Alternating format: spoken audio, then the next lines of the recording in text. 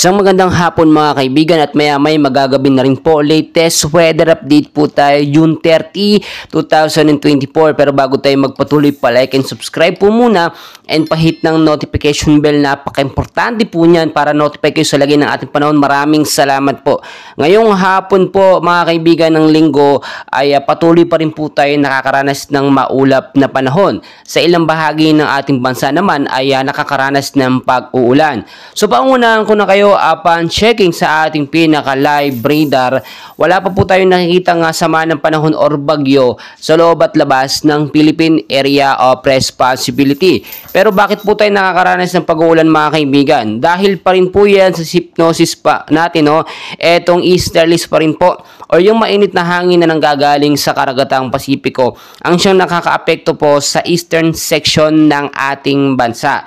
Ito po yung nagbibigay ng pag-ulan sa ilang bahagi po, no, dito sa Metro Manila. So yun po guys, weather condition natin, narito po, makinig po kayong mabuti para kung lalabas po kayo ng mga bahay po ninyo, no, ngayong hapon hanggang sa gabi ay alam po ninyo lagay ng panahon.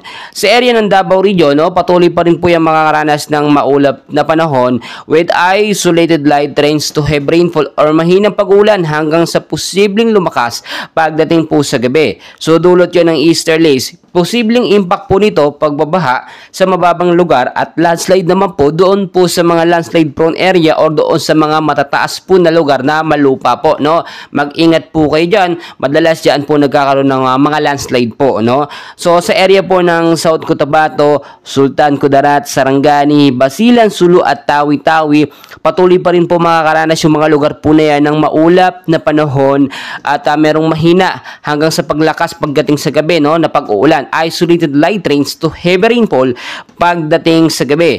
So dahil naman po yan dito sa tinatawag natin na ITCC or Intertropical Convergence Zone na nagbibigay ng pag-uulan din sa ilang bahagi po ng mga lugar na aking nabanggit. So maging handa pa rin tayo, no, dahil nga po dito sa mga sama ng panahon na nagbibigay ng pag-uulan. Dito naman po sa area ng Caraga, Eastern Visayas, Bicol Region, Quezon at Aurora, patuloy din po makakaranas ng pag-uulan yung mga lugar po na yan dahil din po sa easterlies o yung mainit na hangin nang gagaling sa karagatang Pasipiko. So yung impact ganun din sa mababang lugar, mag-ingat po kayo sa posibleng pagbabaha, banta ng baha, no? At landslide, doon naman po sa mga landslide prone area. Samantalang dito naman po sa Metro Manila, kasama ng ilang bahagi ng ating bansa, patuloy din po makakaranas ng maulap na panahon, mahina hanggang sa malakas na pag-ulan pagdating sa gabi. Dulot naman po yan nitong mga localized thunderstorm na patuloy po nagbibigay ng pag-uulan. So mga kaibigan, paglilinaw lamang po, wala pa naman tayong bagyong binabantayan, pero may mga minomonitor po tayo ng mga cloud cluster or kumpul ng kaulapan na siyang posibleng maging active low pressure area kung ito ay lumakas. But as of now, wala itong direktang epekto sa ating bansa. So mga kaibigan, dyan lamang po kayo and please huwag kalimutan mag-like and subscribe para updated ka sa lagay ng ating panahon. Maraming